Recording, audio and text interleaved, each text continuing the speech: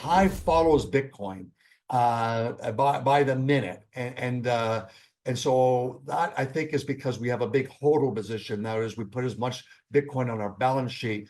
But the concern right now, the risk off trade, they call it, is interest rates. The 20-year government bond is over 5%. The 30-year mortgage is above its 50-day moving average. The 10-year government bond is above its 50-day moving average. All right, welcome back inside our proactive newsroom. And joining me now is Frank Holmes. He's the executive chairman of Hive Digital Technologies. And Frank, great to see you again. How are you? I'm good in San Antonio. And you know what? Last week it was 25 degrees Celsius, and now it's 2. So I'm bundled up and warm for this cold weather. Well, if you look at some of your numbers that you did in December with Hive, that'll warm you up because they were red hot, that's for sure.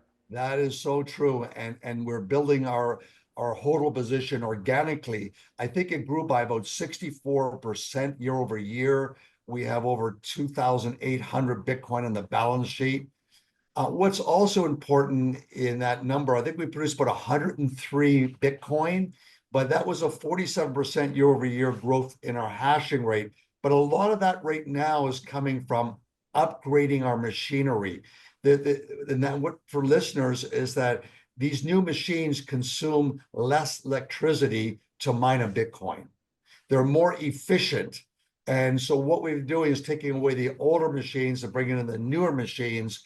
And that's improved our ability to mine and maintain this level of Bitcoin mining. Yeah. At the end of December 31st, 2024, your Bitcoin holdings valued at $261.9 million. That's with a price of 93,400 for Bitcoin. Talk to me about price, Frank. Obviously you keep a close eye on what's going on as far as Bitcoin pricing is concerned. Well, the big point is that Hive follows Bitcoin by the minute, and so that I think is because we have a big hodl position. That is, we put as much Bitcoin on our balance sheet. But the concern right now, the risk off trade, they call it, is interest rates. The 20-year government bond is over 5%. The 30-year mortgage is above its 50-day moving average. The 10-year government bond is above its 50-day moving average.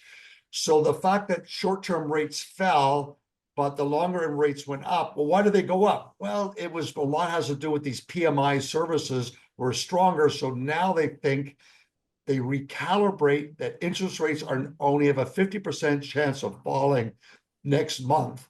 And therefore, there's a fear that rates are going to rise.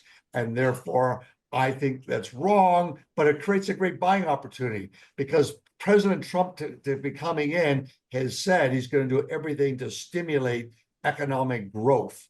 And there's going to be fiscal stimulus to go with that. And I think that bodes well for economic activity. Yeah, that's obviously something to watch as we continue along here in 2025. You also in the news release out today talked a little bit about the year ahead for the company and more importantly, Paraguay coming online and some other opportunities as well to increase what you're doing. Yes, and we want to get fresh pictures for the next press release to show all the construction that's going on in Paraguay to build out our infrastructure. And I think that we're on track to double and almost triple our revenue from the same number of employees. So we stay lean, and we're also seeing that our AI business is improving. It's a higher margin business. So we're very excited about those opportunities that they'll blend together over the next 6 months. So we have a very well defined for the capital markets, a growth profile. Yeah. And lastly, Frank, you talked in the news release also about moving some of the operations to where you are in Texas and sort of the reporting way you do financials will change more to the US side of things. It makes it easier for analysts to compare. There's many more public Bitcoin mining companies in America than there is in Canada.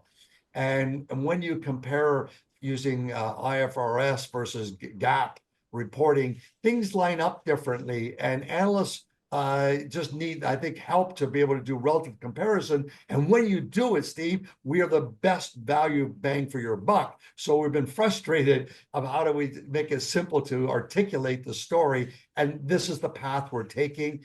The other part is when you're listed in the US and your home office is in the US, which is key, the home office, in addition to listing, then you can qualify to go into these various indexes. And that is substantial more liquidity for the shareholders. That means the cost of capital for the shareholders lower. And that's what you're supposed to do in your sort of fiduciary obligations, to get your cost of capital as low as possible. So you also make good decisions where you're going to grow.